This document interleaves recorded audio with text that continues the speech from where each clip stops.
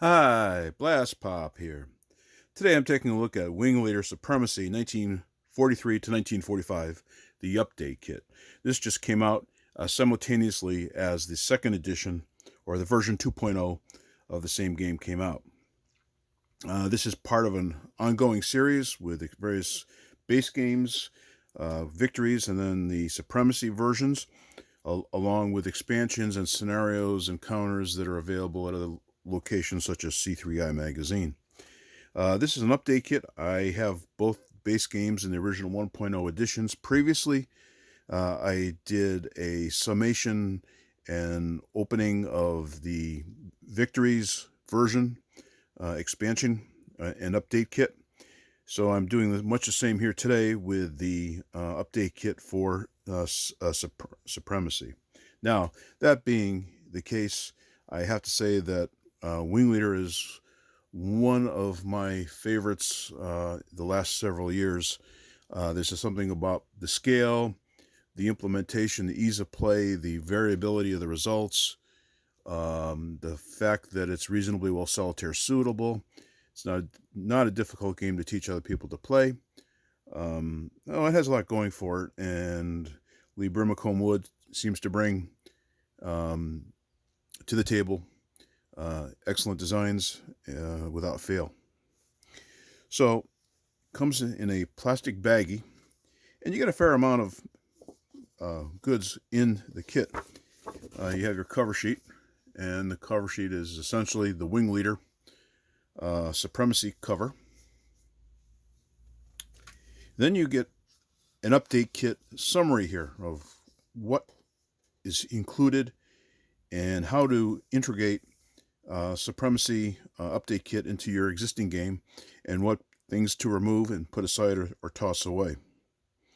It also goes into the core games and what's included and what versions of rules and ADCs, which are the aircraft data cards or charts, and then actually what is actually changed in the second edition. And then it goes on further about more changes, and then specifically within the rules, it goes into by section and tells you what changes are there. Now, the major portion of these changes are reflected in the ADCs because since the game came out originally, they've added edge cases, which are aircraft that are almost as good as essentially aircraft that are the next class up or next ability level up. So it creates a finer gradation of abilities. In addition, you get another set of charts, and as noted, it's 2.3, and for the latest printing, so you can incorporate them and make sure that you got all the latest and correct data and changes that might be included. I have not had the opportunity to go through the specific details. It's substantially similar, although it looks like there is an additional listing of modifiers, possibly, in the game to make it more efficient for your gameplay. I'm just going to go through these. If you want to look at them a little closer, you can certainly pause. Now we're actually getting to the cards, aircraft data cards, and they're on a nice thick brown core counter type material. And as in the other games in the series, you have your various classes on the front side. You have the name, a side view of the aircraft with various game effects and modifiers.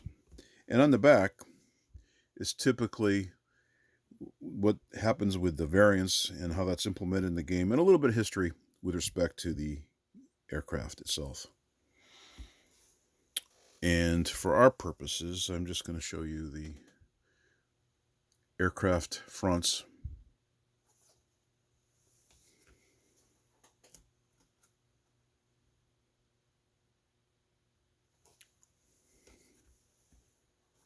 All very nicely done. You've essentially seen this before. And you'll note that it says 2.0 in the lower right hand corner, so that if you have older versions, it's easier to determine, did you mix up the old cards or do you actually have the new cards?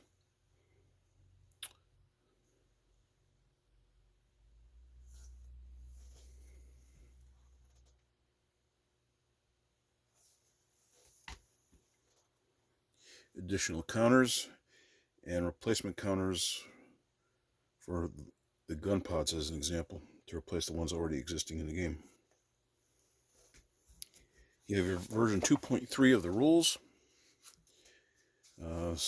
and it's a sort of a semi-gloss. It almost feels like it's textured. Feels a little bit different.